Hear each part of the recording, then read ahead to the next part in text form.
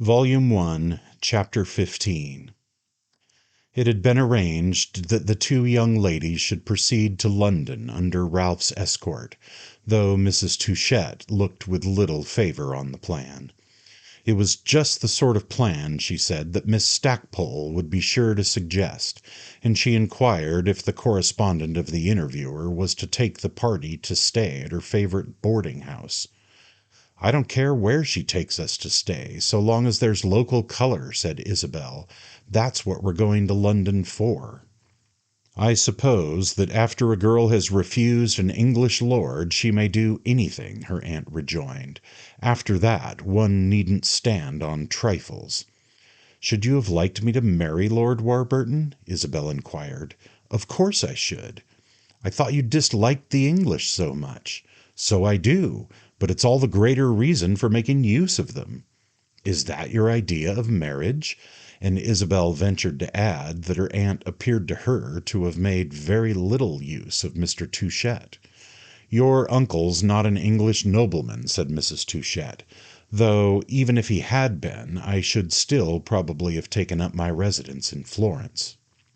"Do you think Lord Warburton could make me any better than I am?" the girl asked with some animation. "I don't mean I'm too good to improve. I mean that I don't love Lord Warburton enough to marry him." "You did right to refuse him, then," said Mrs. Touchett in her smallest, sparest voice.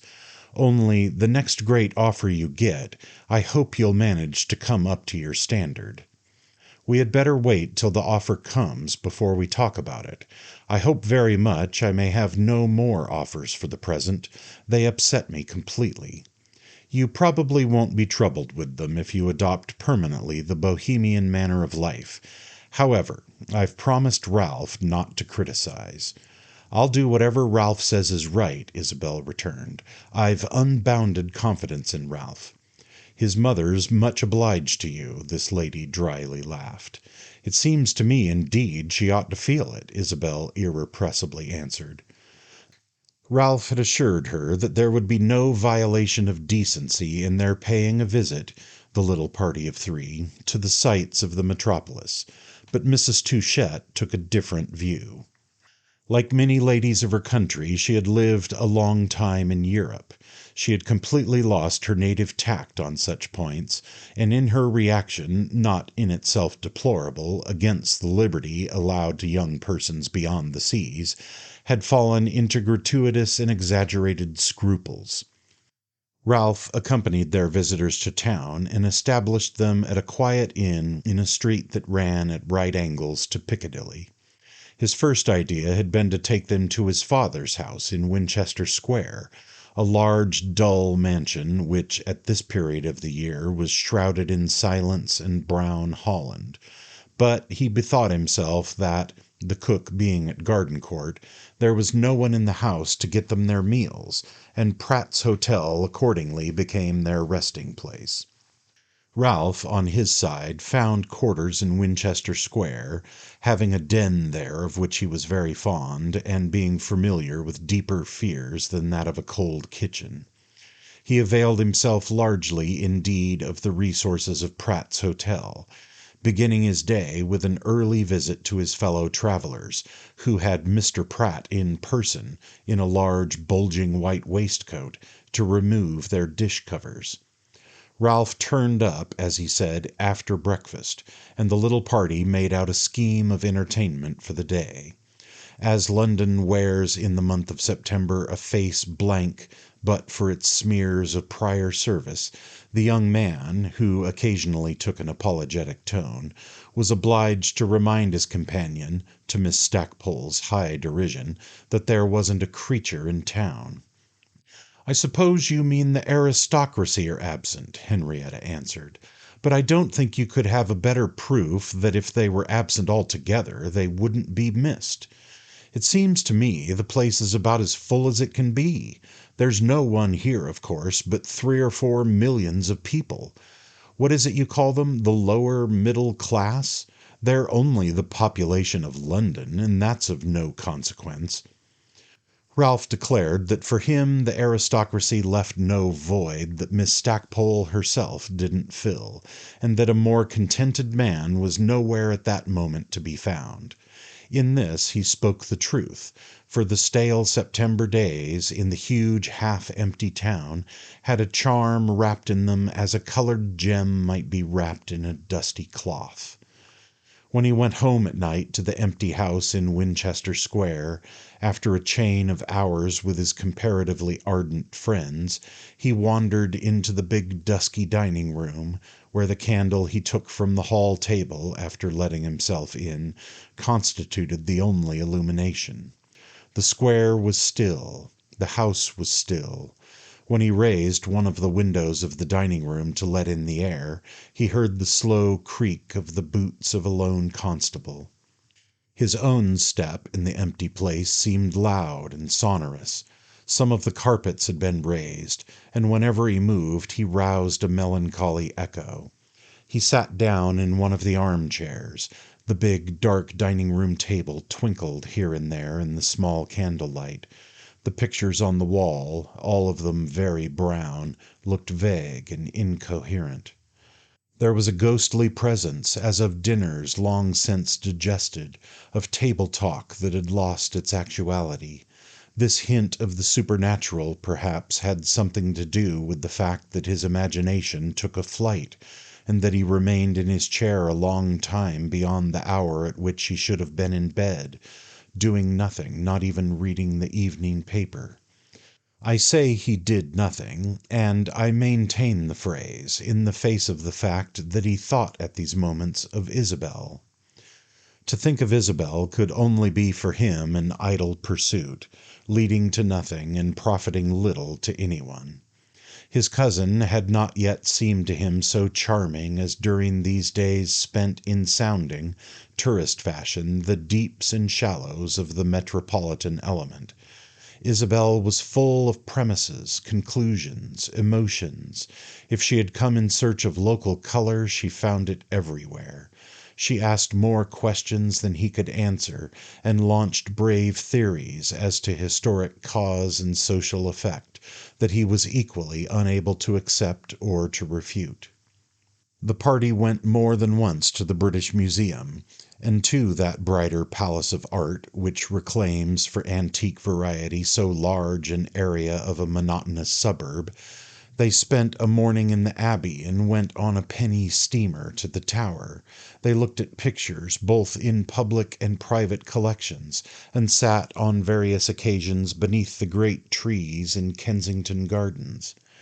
Henrietta proved an indestructible sightseer and a more lenient judge than Ralph had ventured to hope.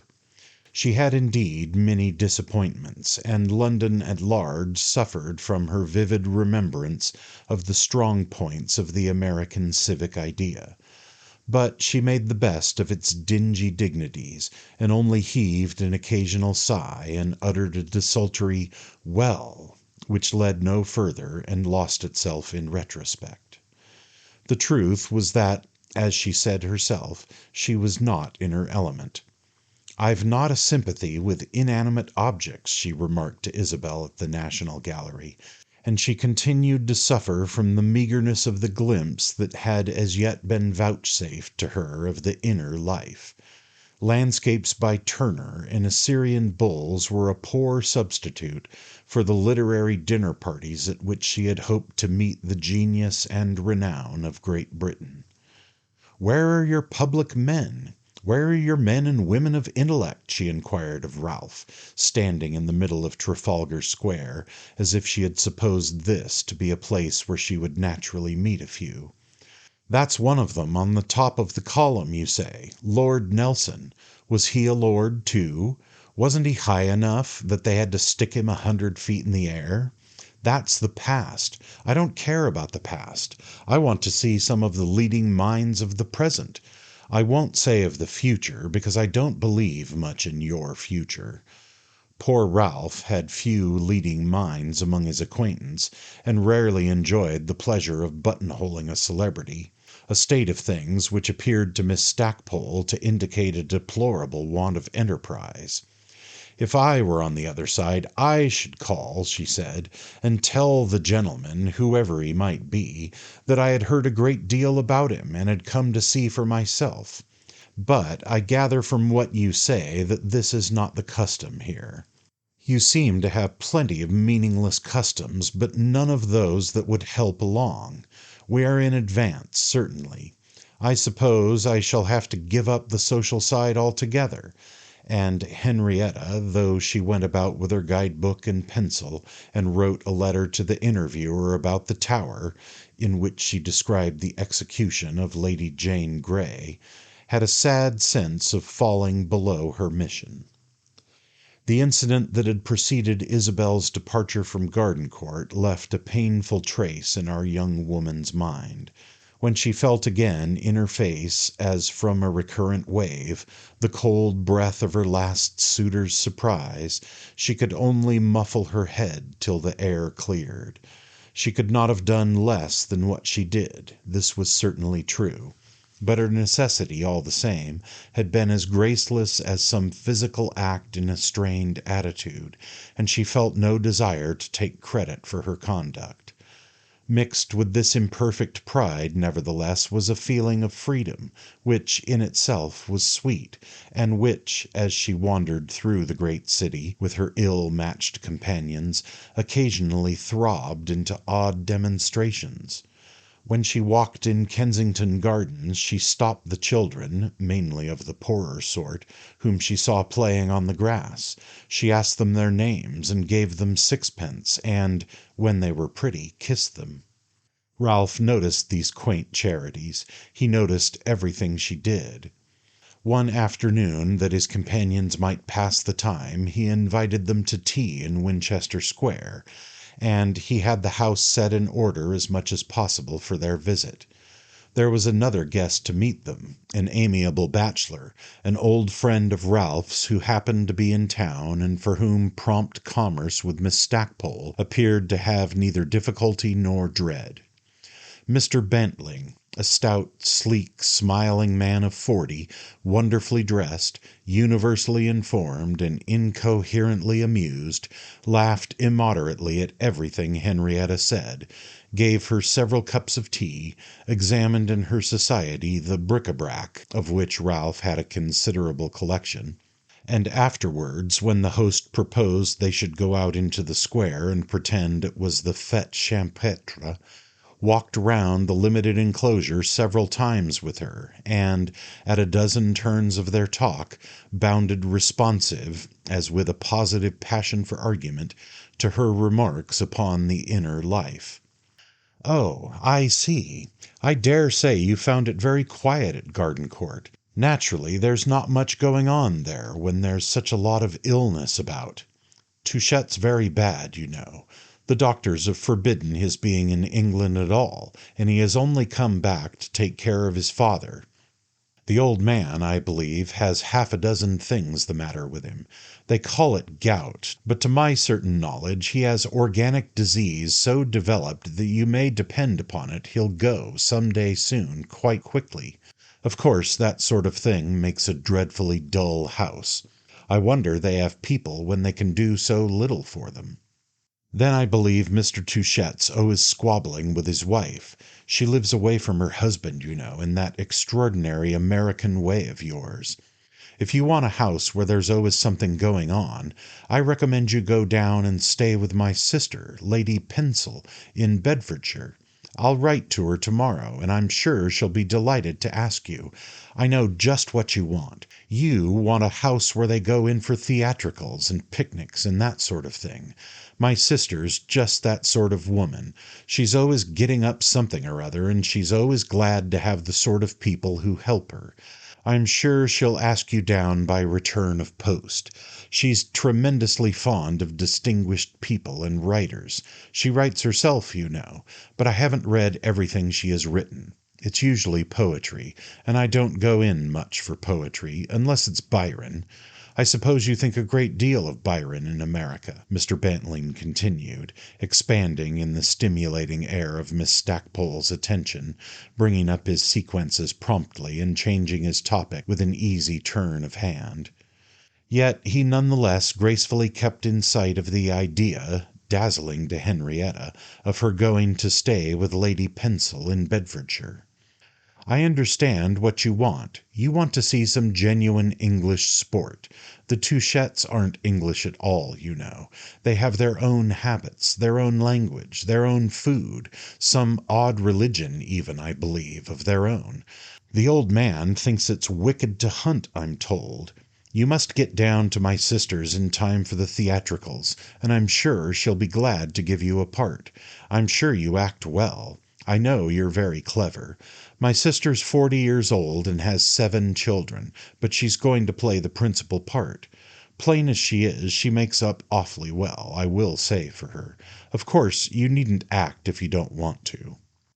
In this manner Mr. Bantling delivered himself while they strolled over the grass in Winchester Square, which, although it had been peppered by the London soot, invited the tread to linger. Henrietta thought her blooming, easy-voiced bachelor, with his impressibility to feminine merit and his splendid range of suggestion, a very agreeable man, and she valued the opportunity he offered her. "I don't know but I would go if your sister should ask me. I think it would be my duty. What do you call her name?" "Pensel.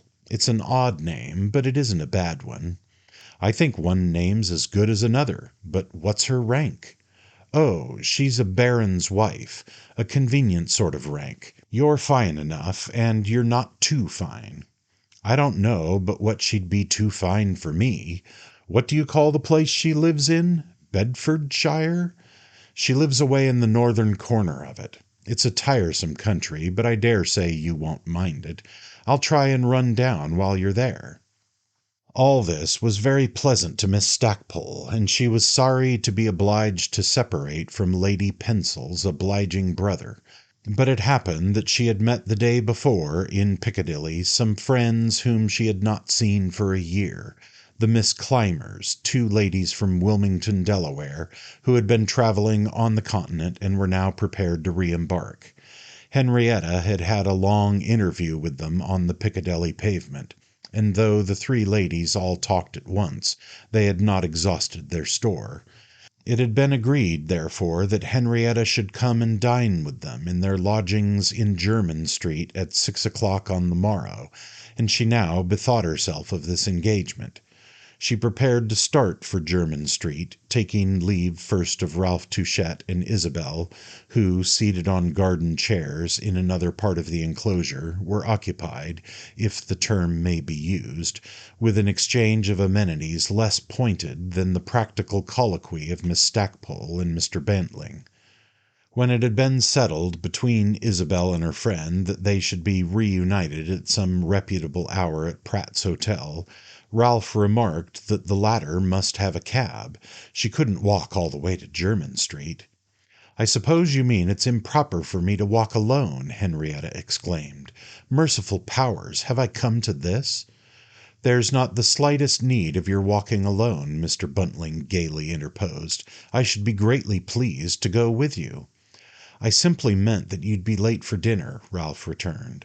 "Those poor ladies may easily believe that we refuse at the last to spare you." "You had better have a hansom, Henrietta," said Isabel. "I'll get you a hansom if you'll trust me," Mr. Bantling went on. "We might walk a little till we meet one." "I don't see why I shouldn't trust him, do you?" Henrietta inquired of Isabel. "I don't see what Mr. Bantling could do to you," Isabel obligingly answered. "But if you like, we'll walk with you till you find your cab." "Never mind, we'll go alone. Come on, Mr. Bantling, and take care you get me a good one." Mr. Bantling promised to do his best, and the two took their departure, leaving the girl and her cousin together in the square, over which a clear September twilight had now begun to gather. It was perfectly still. The wide quadrangle of dusky houses showed lights in none of the windows, where the shutters and blinds were closed. The pavements were a vacant expanse, and, putting aside 2 small children from a neighbouring slum, who, attracted by symptoms of abnormal animation in the interior, poked their faces between the rusty rails of the enclosure, The most vivid object within sight was the big red pillar post on the southeast corner. "Henrietta will ask him to get into the cab and go with her to Jermyn Street," Ralph observed. He always spoke of Miss Stackpole as Henrietta. "Very possibly," said his companion. "Or rather, no, she won't," he went on, "but Bantling will ask leave to get in. Very likely again. I'm very glad they are such good friends. She has made a conquest. He thinks her a brilliant woman. It may go far," said Ralph. Isabel was briefly silent. "I call Henrietta a very brilliant woman, but I don't think it will go far. They would never really know each other. He has not the least idea what she really is, and she has no just comprehension of Mr. Bantling. There's no more usual basis of union than a mutual misunderstanding. But it ought not to be so difficult to understand Bob Bantling," Ralph added. "He's a very simple organism." "Yes, but Henrietta's a simpler one still. And pray what am I to do?" Isabel asked, looking about her through the fading light, in which the limited landscape gardening of the square took on a large and effective appearance. "I don't imagine that you'll propose that you and I, for our amusement, shall drive about London in a hansom. There's no reason we shouldn't stay here, if you don't dislike it. It's very warm. There will be half an hour yet before dark, and if you permit it, I'll light a cigarette." "You may do what you please," said Isabel, "if you'll amuse me till 7 o'clock. I propose at that hour to go back and partake of a simple and solitary repast, 2 poached eggs and a muffin, at Pratt's Hotel." "Mayn't I dine with you?" Ralph asked. "No, you'll dine at your club." They had wandered back to their chairs in the center of the square again, and Ralph had lighted his cigarette. It would have given him extreme pleasure to be present in person at the modest little feast she had sketched, but in default of this he liked even being forbidden. For the moment, however, he liked immensely being alone with her in the thickening dusk in the center of the multitudinous town. It made her seem to depend upon him and to be in his power. This power he could exert but vaguely. The best exercise of it was to accept her decision submissively, which indeed there was already an emotion in doing. "Why won't you let me dine with you?" he demanded after a pause. "Because I don't care for it." "I suppose you're tired of me." "I shall be an hour hence. You see, I have the gift of foreknowledge." "Oh, I shall be delightful meanwhile," said Ralph.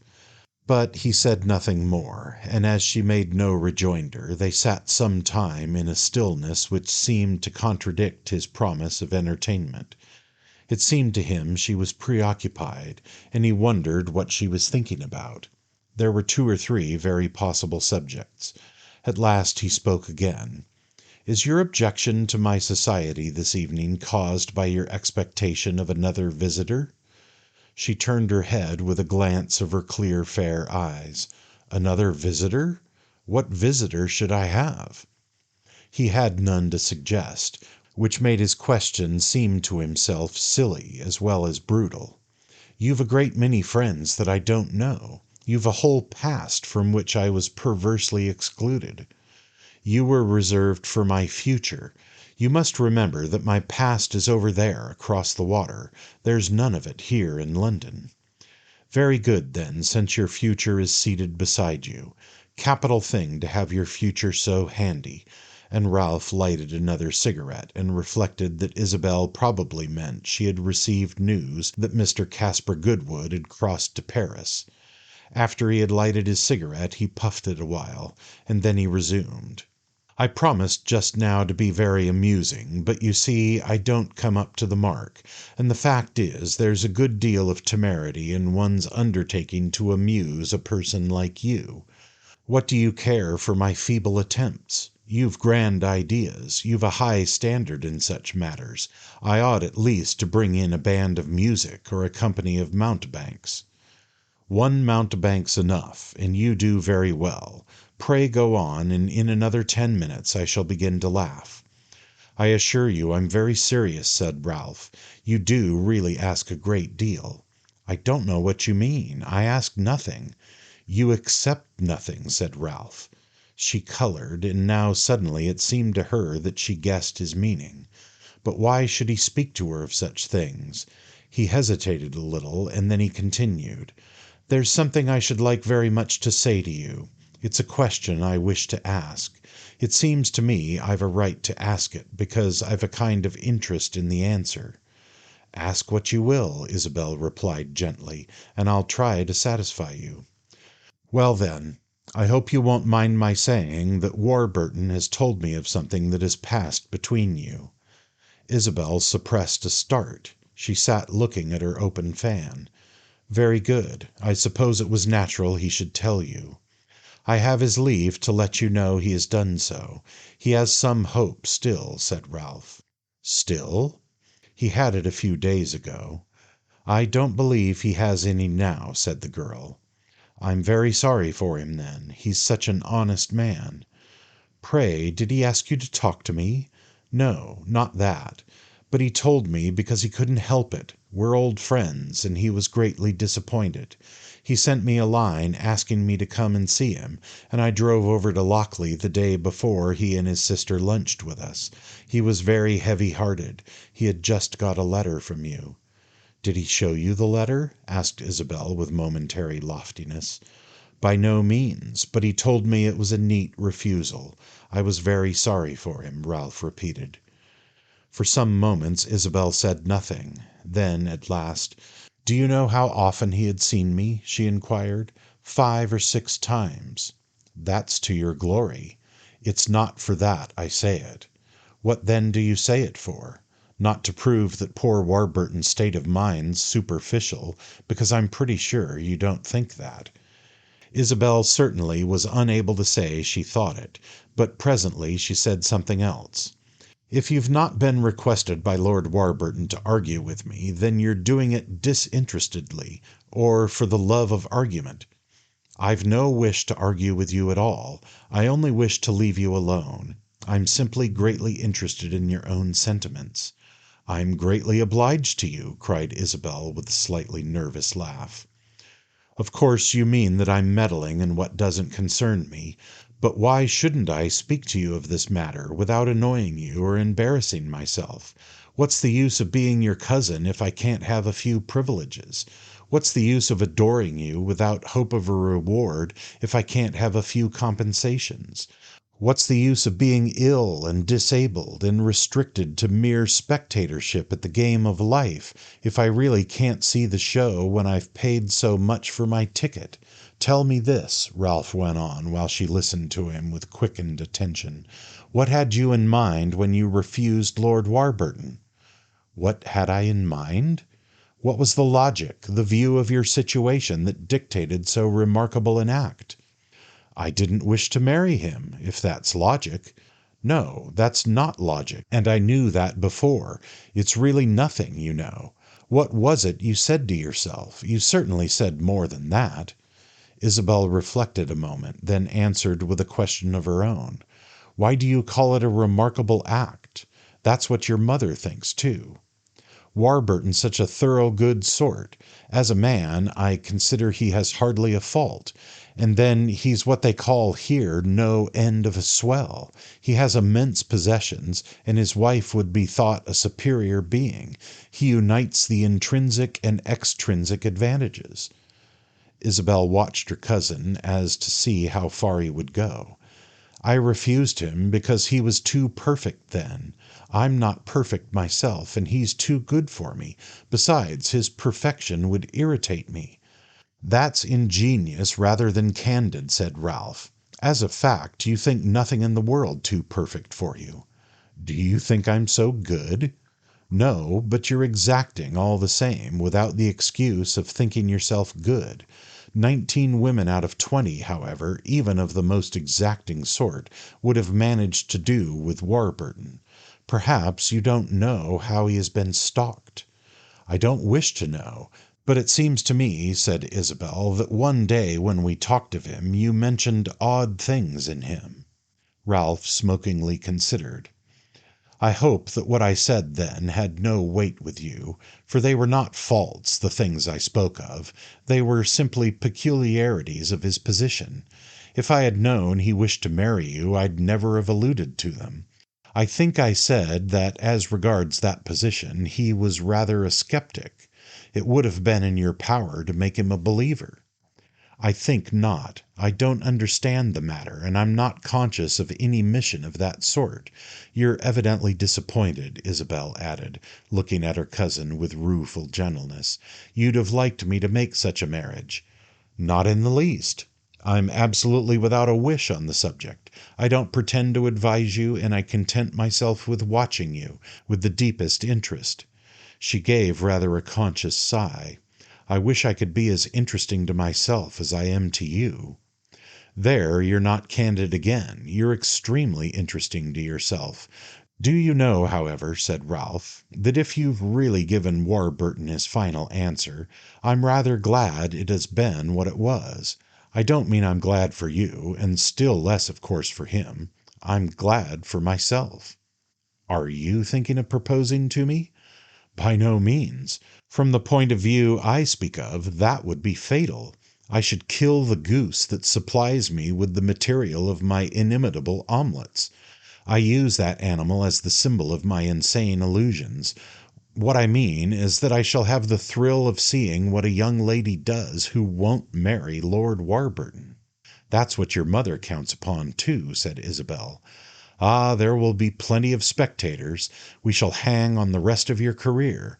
I shall not see all of it, but I shall probably see the most interesting years. Of course, if you were to marry our friend, you'd still have a career, a very decent, in fact, a very brilliant one. But relatively speaking, it would be a little prosaic. It would be definitely marked out in advance. It would be wanting in the unexpected. You know, I'm extremely fond of the unexpected, and now that you've kept the game in your hands, I depend on your giving us some grand example of it. I don't understand you very well, said Isabel, but I do so well enough to be able to say that if you look for grand examples of anything from me, I shall disappoint you. You'll do so only by disappointing yourself, and that will go hard with you. To this she made no direct reply. There was an amount of truth in it that would bear consideration. At last she said abruptly, I don't see what harm there is in my wishing not to tie myself. I don't want to begin life by marrying. There are other things a woman can do. There's nothing she can do so well, but you're, of course, so many-sided. If one's two-sided, it's enough, said Isabel. You're the most charming of polygons, her companion broke out. At a glance from his companion, however, he became grave, and to prove it, went on, You want to see life. You'll be hanged if you don't, as the young men say. I don't think I want to see it as the young men want to see it, but I do want to look about me. You want to drain the cup of experience. No, I don't wish to touch the cup of experience. It's a poisoned drink. I only want to see for myself. You want to see, but not to feel, Ralph remarked. I don't think that if one's a sentient being one can make the distinction. I'm a good deal like Henrietta. The other day, when I asked her if she wished to marry, she said, Not till I've seen Europe. I, too, don't wish to marry till I've seen Europe. You evidently expect a crowned head will be struck with you. No, that would be worse than marrying Lord Warburton. But it's getting very dark, Isabel continued, and I must go home. She rose from her place, but Ralph only sat still and looked at her. As he remained there, she stopped, and they exchanged a gaze that was full on either side, but especially on Ralph's, of utterances too vague for words. You've answered my question, he said at last. You've told me what I wanted. I'm greatly obliged to you. It seems to me I've told you very little. You've told me the great thing, that the world interests you and that you want to throw yourself into it. Her silvery eyes shone a moment in the dusk. I never said that. I think you meant it. Don't repudiate it. It's so fine. I don't know what you're trying to fasten upon me, for I'm not in the least an adventurous spirit. Women are not like men." Ralph slowly rose from his seat, and they walked together to the gate of the square. "No," he said, "women rarely boast of their courage. Men do so with a certain frequency. Men have it to boast of. Women have it too. You've a great deal. Enough to go home in a cab to Pratt's Hotel, but no more." Ralph unlocked the gate, and after they had passed out he fastened it. "We'll find your cab," he said, and as they turned toward a neighboring street in which this quest might avail, he asked her again if he mightn't see her safely to the inn. "By no means," she answered. "You're very tired. You must go home and go to bed." The cab was found, and he helped her into it, standing a moment at the door. "When people forget I'm a poor creature I'm often incommoded," he said. "But it's worse when they remember it.